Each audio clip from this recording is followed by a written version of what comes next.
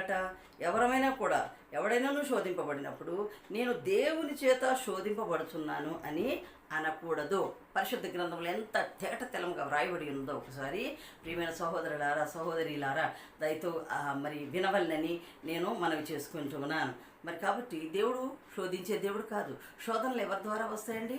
మనకు ఒకడు ఉన్నాడుగా, మన భక్తి జీవితంలో మనం ఉన్నప్పుడు మనకు శోధకుడు ఉన్నాడు. ఒకడు ఎవడో అపవాదిగాడు, సైతానుగాడు, వాడు శోధిస్తూ ఉంటాడు.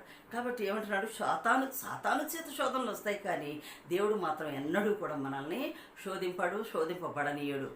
శోధింపడు దేవుడు ఎప్పుడు కూడా. ఈ సైతాను చేత అనేకమైన శోధనలు, వేదనలు, రోదనలు మనకు కలుగుతూ ఉన్నాయి. కాబట్టి వీటన్నిటినీ ఎవరైతే సహిస్తారో ఈ శోధనలను జయించేవాడు వారికి ఏమిస్తాడు?